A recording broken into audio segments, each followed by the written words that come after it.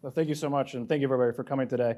I'm going to do a quick introduction, which is going to form the beginning of the podcast, and then we're going to do the bio and get into the actual conversation. But thank you everybody for showing up today.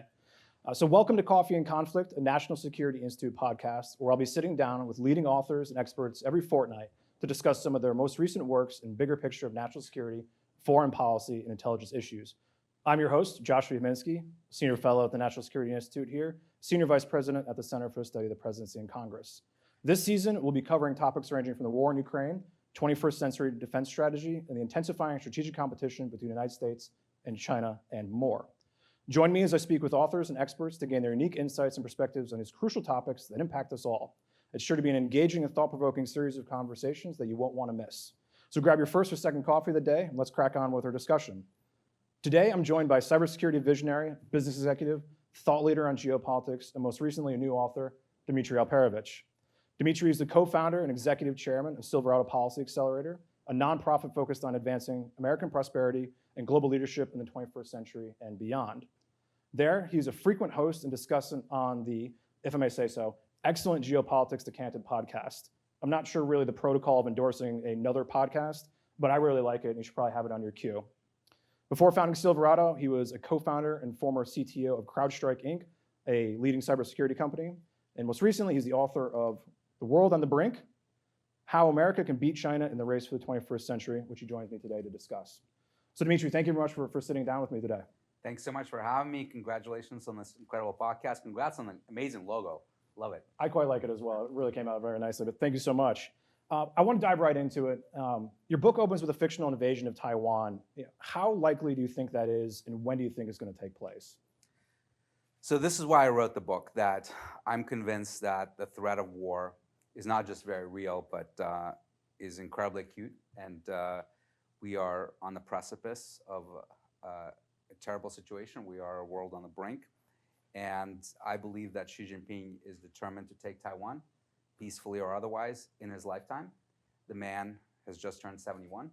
So do the math and think about the actuarial tables and potentially his length of hold on power.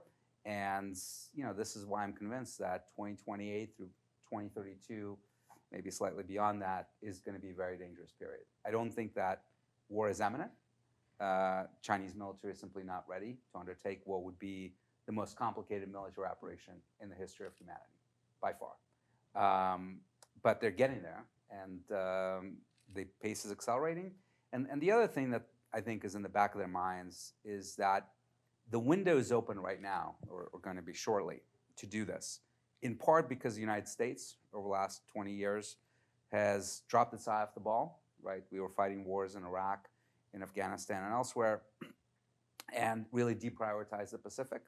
The Taiwanese massively dropped the ball in terms of reduced spending on their defense, the atrophying of their military, the Japanese similarly, and that is now changing, right? We woke up to this threat arguably in the last 6 to 8 years. The Taiwanese have, the Japanese have, so there's a lot of investment that's happening on the part of all of the allies here. It's going to take time for those investments to come to fruition, but by the mid-2030s and late 2030s, things are going to get much better for us and for the Taiwanese in terms of all those capabilities coming online, things like AUKUS, the investment in new submarines with the Australians and the Brits that are going to double our submarine capacity in the Pacific by the mid-2030s, as just one example. So if China's going to do this, this is really the window to get it done and have the best chance of success. And the longer you wait into the 2030s, the worse it gets. I want to pick up on that. Just the question is, does Taiwan really matter to Americans' defense posture in the Indo-Pacific? I mean, we're in the middle of an election year right now. We're all talking about interests from Europe to the Indo-Pacific. I mean, for the average American, why does Taiwan matter? I mean, how central is it to America's interest in the Indo-Pacific and American security there? Well, this is the second reason why I wanted to write this book, because the conversation about Taiwan, to the extent that it even happens in this country, I think is very simplistic, right? Even in the course of the election, you've heard statements made by various candidates saying, well, Taiwan only matters to us because of chips, right? And chips are, of course, vital. Taiwan produces not just 90% of all advanced chips, as is often cited, but even more crucially, 40% of all chips. So you take that off from the supply chains, and you have a disaster on your hand and probably something that's going to be akin to a global depression, the likes of which we haven't seen since the 1930s. But I argue in the book that Taiwan matters to us a lot more than just chips in the economy. And the reason why it matters so much is the geography, right? There is one image in the book, which is a map of the region, but it's a different map from the one that people are usually used to seeing, which is, the big landmass of China, one of the largest countries on the planet, and this tiny speck of land next to it, which is Taiwan. And, when people look at that map, they say, rightfully, why does it matter to us? We're so far away. China's so close. But if you rotate the map and you particularly show the depth of the waters around Chinese shores, and we have sort of China at the top, looking out at the breadth of the Pacific Ocean, the world's biggest ocean, and you see why Taiwan is so critical for China. Taiwan is essentially the cork that keeps China bottled up. China has very unenviable geography. The waters near its shore, both in the South China Sea and in the East China Sea, are very, very shallow. And today, for naval power projection, which is one of the most important ways in which you can establish your role as a global superpower, that's what happened in the United States with the buildup of the US Navy in the late 1800s, early 1900s, that allowed us to traverse the world's oceans and really make the world safer for trade with the United States, right? To safeguard our exports to the world and imports for US consumers. That's what China ultimately wants to do, right? And China is even more dependent on exports and imports than we are. And it can't really do that without being able to project naval power. And to project naval power, particularly in this day and age, you need submarines. And the challenge with shallow waters is that if you're leaving the Chinese ports, like the port of Hainan, for example, in southern China, the waters there are so shallow that those submarines can be very easily tracked by the US. And you're going through the choke points in the so-called First Island chain that stretches from Japan through Taiwan down to the Philippines, through those choke points that are controlled by the US Navy, right? So your ability to get out into the Pacific, to project your power across the world is highly limited. You're at the mercy, essentially, of America, being able to blockade you at our whim. You can't let that happen if you think that you're going to be the world's greatest power, right? And if you take Taiwan, and if you're able to build naval bases, submarine bases on the eastern side of Taiwan, where the waters are very deep, right? In the Taiwan Strait, on the western side of Taiwan, it's about 300 feet deep, too shallow to really put submarines in without being able to easily be tracked. On the other side of Taiwan, it drops to 12,000 feet and goes down even further from there. That gives you an ability to project power, to dominate that eastern Pacific Ocean, the western Pacific Ocean, and push the US Navy out, because it would make it untenable for us to operate our naval bases in Japan. Our Marines are in Okinawa, the headquarters of the 7th Fleet on Japan as well. It would make our presence in the Philippines very dangerous, right? Push us all the way out to Guam and Hawaii, and allow China to really be the security dominant power in that region. In many ways, similar to the way that Russia is in Central Asia, for example, right? We're recording this podcast on the day that Putin is visiting Mongolia. And there's all this consternation that Mongolia is a member of their National Criminal Court that has issued an arrest warrant for Putin, and the Mongolian president is not only not arresting Putin when he's showing up in the country, but he's rolling out the red carpet for him. And the reason is that Mongolia has no choice, right? It is sandwiched between China and Russia. Its security is completely dependent on these great powers, and the same is true for other states in Central Asia, states in the Caucasus as well. And it's not that those states are in constant fear that Russia or China are about to invade them, but they have to think about that, right? And when those big powers say jump, they usually say how high, because you have no other choice, right? America's far away, not going to do anything for you. So do you really want to see that happen to East Asia, Japan, Philippines, South Korea? Asia, of course, is a region where you have almost 50% of the world's GDP, most of the supply chains, most of the economic growth. And allowing China to dominate that region from a security perspective and ultimately set the rules of trade and order in that region would be incredibly detrimental to the United States, would enable China's rise, and would diminish American power, and ultimately, I believe, would be used as a jumping off point, as a springboard for China to establish even broader dominance than they already have across the world. it's not, I want to make clear, it's not that I believe that China is going to be on some sort of Hitlerian march across the globe, and after Taiwan it's going to invade Japan or Philippines or whatever. I don't think so. I think, invading Japan would have been really difficult for the United States in 1945. It is next to impossible now for anyone, China or not. But you don't have to invade countries to dominate them, to set the rules of the security order, and that's what I think will happen. And it will be the end of, I think, American century, American superpower, and ultimately is going to have an effect not just on our national security, but our economic security. I want to push back on that a little bit, just because if we look at, excuse me, the defense posture for the United States and the region, you have South Korea, Australia, Japan, Indonesia, Philippines, a litany of countries that you just went through and we're discussing that are clearly not inclined, both historically and contemporary, to be a hegemonic subject of China. And we seem to be basing so much of our time and energy when it comes to looking at China on Taiwan. So two parts of this. Are we looking at the relationship with China too much through the lens of Taiwan, one? And two, do we need to start thinking about things in potentially a different era? I mean, if we're talking about the naval aspect, the most recent NDAA only had one Virginia-class submarine in it. That is not sending a signal to China, which now has the world's largest Navy. So it seems like we are trying to push a level of American power that is not necessarily commensurate with the regional dynamics and our own interests. Yeah.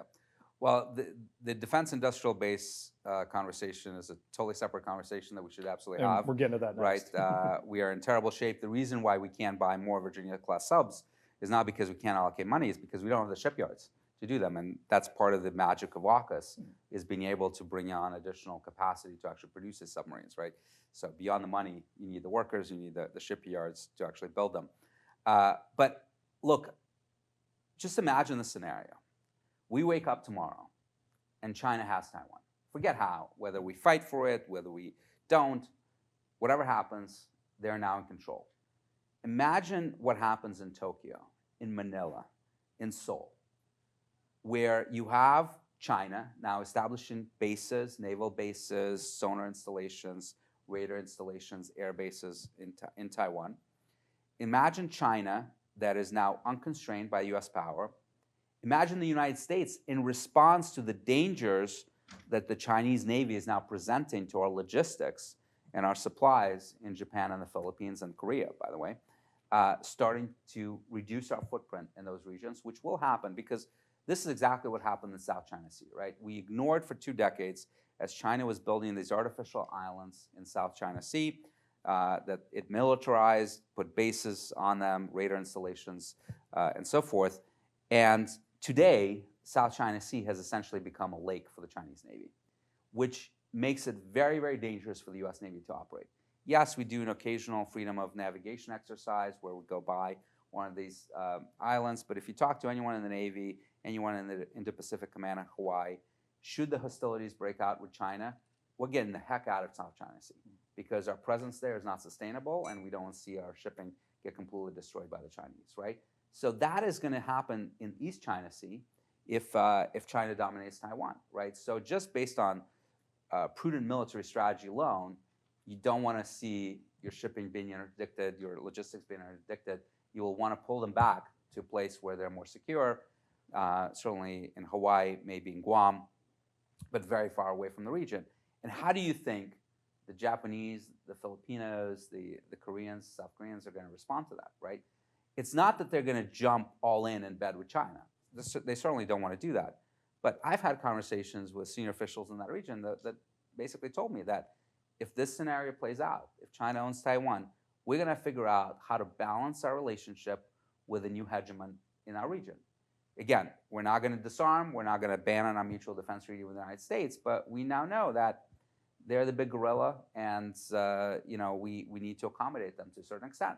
Yes, invest more in our defense as well, but on a lot of issues, we're just going to have to accommodate the Chinese view, even more than they're doing today, right? Because they're already, of course, having a lot of influence just because of their economic power. Add to that military power, and that becomes a very potent combination for the Chinese. Your book at its core is very optimistic, surprisingly, especially amongst the conversation about books on China. But the problem is there seems to be a delta between the optimism in here and the practicalities of American policy. You mentioned the defense industrial base. We don't have the shipyards.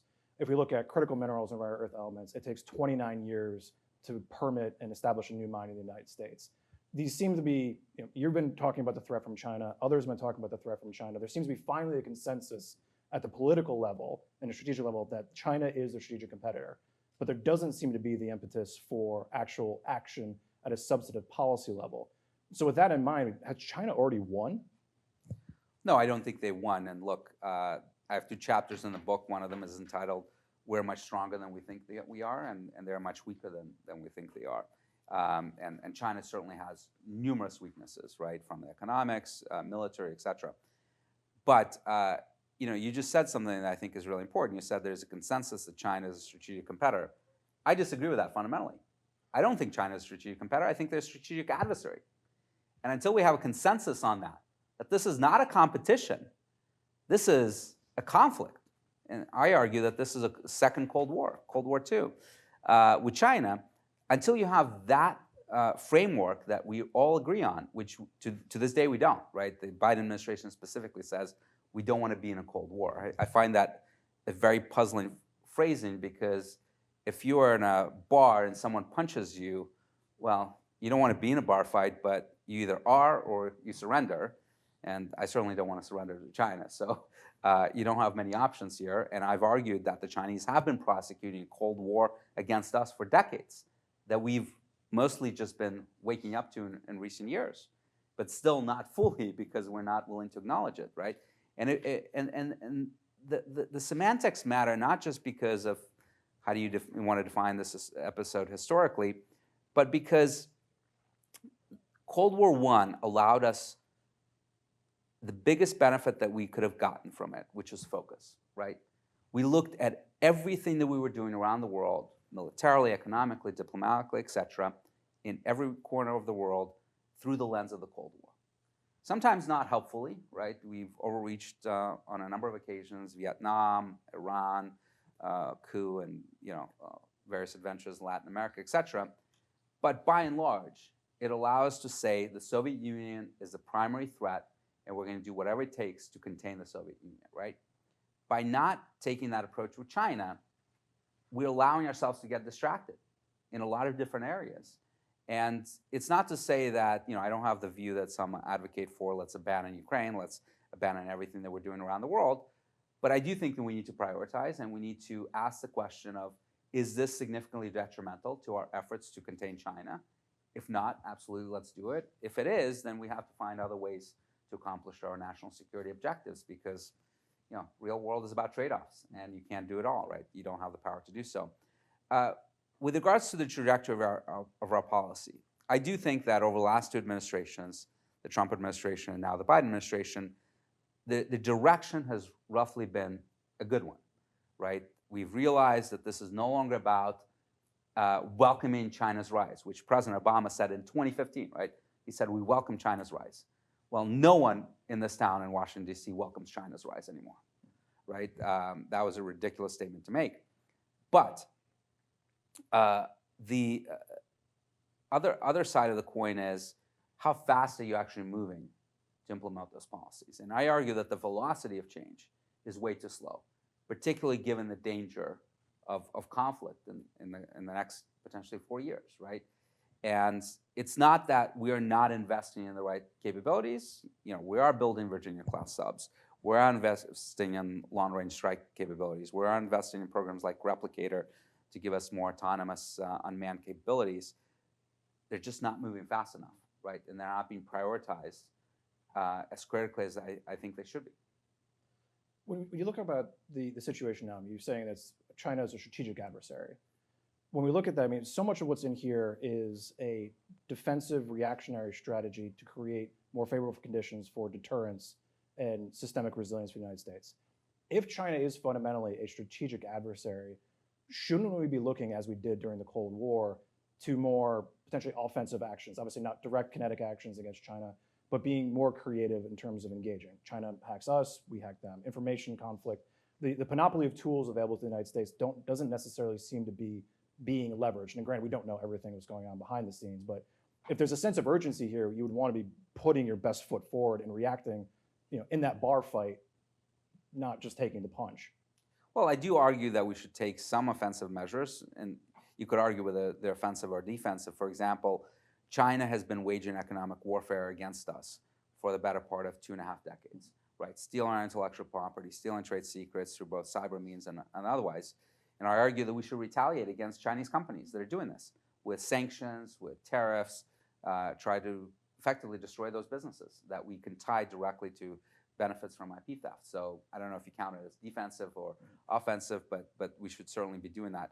I'm not in favor of what some have suggested, which is let's go after the CCP, right? I think that is dangerous. I think the last thing you want is for the CCP to think that they're in a truly existential conflict with us, right? What I want them to realize is that the costs of taking Taiwan are too high, and particularly too high from the perspective of surviving in power for Xi Jinping personally and for the Chinese Communist Party in the broader sense. And it's not worth it, right? And let's just wait and push this issue back to future generations as we have done since 1949. That would be the ideal scenario for me. Going after the CCP, through information operations or anything else that you want, I think makes them think that this is an existential struggle and that everything should be on the table. And two, I just don't think it can work because our track record of this and track record of regime change, frankly, of the last 2 decades or even longer is not a good one. So I don't want to go there. And again, I fundamentally believe that we are stronger than them. We have an economy that is they're 25% smaller in terms of GDP than us, right? We have a military that is much stronger. We have an alliance network that is eclipses anything that China has. We have geography that is unbelievably advantageous, surrounded by 2 oceans, right? No natural enemies on our border, where China has a border conflict with almost every single country on its periphery. We have the power of innovation in our economy, the power of ideas in terms of being able to have elections every 4 or 2 years in Congress and get new policies implemented when the old ones don't work, right? We have all those advantages. And on top of it all, we have the advantage of immigration because the Chinese population, as you know well, is undergoing a demographics collapse, right? They're losing about 1 million people a year already, and that's going to accelerate as the century progresses. They have about 1.4 billion people today. By the end of the century, they're likely to have about 550 million, right? A demographic collapse unlike any we've ever seen in history. Now, 550 million is still a lot of people, still bigger than population of the United States today, but it is going to have an enormous deflationary impact on their economy and ultimately is going to make them a much less potent economic and military power. So I argue that just like with the Cold War, if we contain them, if we prevent them from achieving hegemony status in East Asia by taking Taiwan, and taking aggressive actions to contain their economic coercion against other states and economic warfare that they're engaging against us, we can play the long game and win without risking a conflict, which would be disastrous for us, disastrous for the world. You talked about the demographic collapse, the political challenges China's having. Hal Brand's book, Danger Zone, is very much about that. But there seems to be a risk that we almost are looking for things that we want to see. And some China experts are saying that China under Xi Jinping and the Chinese Communist Party is a lot more adaptable and responsive to internal pressures than perhaps the United States thinks it is. Is that something you believe in or subscribe to, or are these challenges so significant that it doesn't matter really what the party does? Well, I think 2 things. They are incredibly significant. When I talk to economists about what China needs to do to solve its enormous economic challenges, right? Demographics is only one of them, and it's not even being reflected in the economic data yet. It will probably be reflected in the next decade or so. But the economic stagnation, right? The growth rates coming down massively, no longer double digits as we've seen over the last 40 years. The real estate bubble that is much, much bigger than ours was in 2008, right? At the height of 2008, real estate was about 10% of our GDP. It is 30% in China. Just absolutely enormous. And by the way, most of the Chinese savings are in real estate. They don't trust the stock market. The stock market has been stagnant for the last 15 years. You've had this enormous growth in the Chinese economy, no reflection of asset prices in the stock market going up, right? The banking sector is in terrible shape, corruption throughout the economy. And I ask people, what would you do if you were in charge, if you were Xi Jinping for a day or a year, and they're saying, this is so difficult, like, I don't even know where to start. And, there are some ideas people have, but Xi Jinping is not doing any of those ideas, right? It is difficult to begin with, even if you're the smartest economist in the world. And Xi Jinping is basically saying, no, I'm not going to do stimulus. I'm not going to deal with the real estate issues to any certain significant extent. I'm not going to try to incentivize consumption in the economy to try to balance out the exports that are increasingly facing hostility, not just from the United States and Europe, but from lots of countries around the world, right? There's a lot of talk about EVs and how China is going to be dominating the EV sector in the coming years. And it's not only the United States and Europe that have just announced tariffs on EVs, but countries like Brazil, Turkey, India, right? A lot of countries with big populations, big markets, potentially for China, that will make it much more difficult for them to export those goods to. So they're facing a really problematic situation in the global economy, being able to consume a lot of their overcapacity, and they don't want to develop their own domestic consumption market, right? On top of this being an incredibly big challenge for anyone, Xi Jinping is doing everything possible to make it much worse. So I don't agree with the view that they're going to figure it out, because maybe under Deng Xiaoping they could have, but not under this guy. I want to go political for a second. I mean, who does China fear more? Is it a Trump presidency or is it a Harris presidency? I don't think that they actually have a huge preference, to be honest with you. Nor do I think that Putin does either. I think that both, by the way, believe that the trajectory of U.S.-China or U.S.-Russia relationship is set. They believe in this sort of deep state conspiracy theory that no matter who's president, the direction of U.S. policy is only going to go one way. And on China, by the way, it's obvious because both Harris and Trump have basically taken a position that's fairly hostile to China. There are positives and negatives with both. I think with Harris, they can count on a much more restrictive stance in terms of aggression, so more cautious approach. Let's get all the allies on board before we take any action.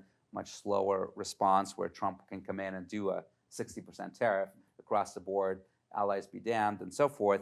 But on the other hand, he may aggravate allies and destroy some of the cohesion that the Biden administration has enhanced in the Indo-Pacific. So there are positives and negatives for them. I think on balance, I'm not sure that they would have a preference one or the other.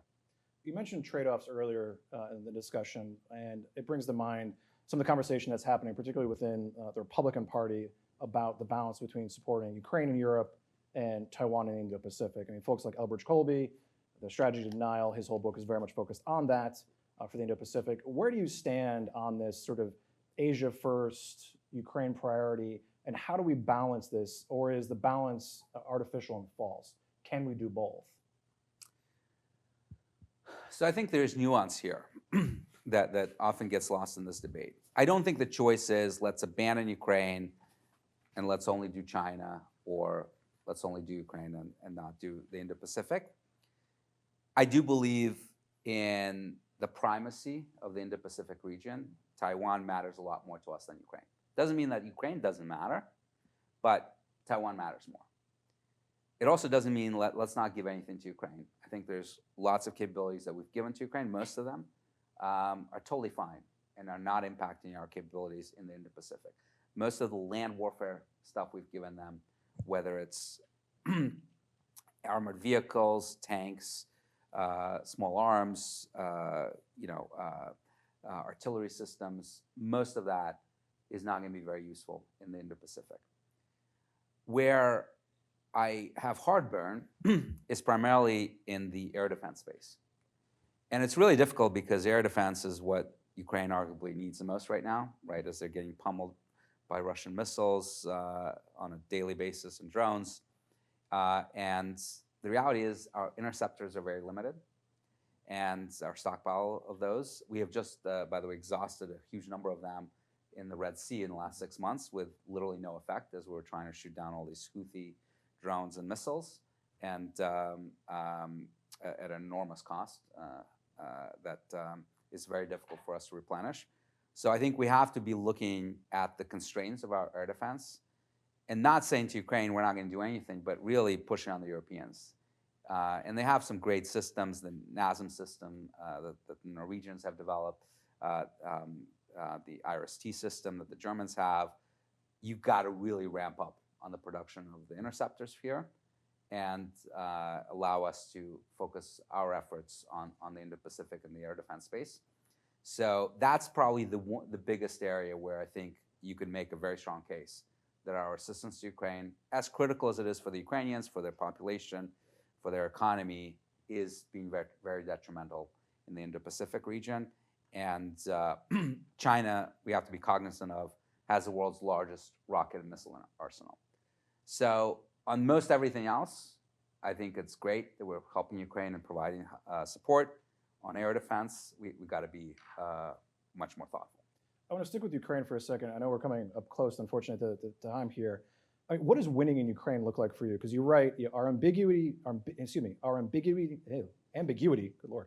Our ambiguity means that our definition of victory in this conflict is essentially being left to Ukraine, which itself has issued contradictory statements on its ultimate desired outcome. That's not a successful recipe for a winning grand strategy. What do you think is the art of the possible when it comes to Ukraine? Well, so the debate about the ending of this war, I think, has been quite misguided, because most of the discussion has been around territory. Can Ukraine get back the 2022 border to the 2022 borders that existed before Putin launched his full-scale invasion? Or can they get back to the 2014 borders, the original borders of Ukraine that are internationally recognized? First of all, I think the 2022 borders are just a complete distraction, because under no circumstances do I see, however this war ends, that we're going to be at 2022 borders, right? Because you can imagine a scenario where Ukraine gets back to some semblance of those borders, which means that it is defeating Russia, it is taking back territory, and what they're artificially going to stop at some random village where the borders existed some years back. There's just no circumstance under which it would happen. So they're either going to keep going or they're never going to get there, but those 2022 borders I just don't think are even an option. But the bigger issue here with this war is that, ironically, for both sides, for Ukraine and Russia, territory is only a secondary consideration. Ultimately, when you think about Putin, what he really wants is control of Ukraine, or massive influence if he can't have full outright control, right? And him taking these villages across the Donbass is actually not getting him any closer to achieving that goal. In fact, arguably is making it much more difficult, right? Because he's not getting any closer to Kiev, and no one in Kiev is getting any more interested in any sort of accommodation with him, political accommodation, because he's having this success at enormous cost of lives and Russian resources. For Ukraine, while territory matters a great deal, and even more than just the land itself, the people that are left in those occupied territories that are facing unspeakable horrors, children being kidnapped, tortures, rapes, etc., they want to get those people liberated, obviously, and brought back to their country. And they want to have their country back to their rightful, internationally recognized 2014 boundaries. But when you talk to the Ukrainians in Kiev, as I have, and others, you get the very distinct feeling that what they really, really want, more than anything else, having suffered years of this conflict, not just since 2022, but since 2014, right? This war has been going on for 10 plus years now. They want durable security. That however this war ends, they want to make sure that Russia never does this again, right? That all the sacrifices that they've suffered, all the deaths and destruction, that it's going to be worth something, right? And it would be wonderful to take back all the territory, but that is the most important issue for them, which in practical terms really means NATO membership, right? And the Article 5 security guarantees that they would like. And ironically, taking more territory back from Russia in the Donbass or Zaporizhia, etc., does not actually get them any closer to that goal either. Because you can imagine a scenario where Ukraine takes back every inch of its territory, back to the 2014 boundaries, and the war wouldn't end, right? Putin would just say, well, I'll keep lobbing missiles and drones at Ukraine and keep terrorizing them and destroying their power grid and making them suffer. And why would he concede the thing that matters most to him, which is NATO membership for Ukraine? And by the way, NATO membership, I think, is really important to him, not purely from a defensive perspective, as some make the argument that he's afraid that NATO would invade from Ukraine into Russia, although I do think that is a consideration for him that can be dismissed. But more importantly, if Ukraine is a part of NATO, that removes his optionality to invade the country again and to try to influence and control it, right? So from that point alone, he does not want Ukraine to be into NATO because, remember, his goal is ultimately influence in the country.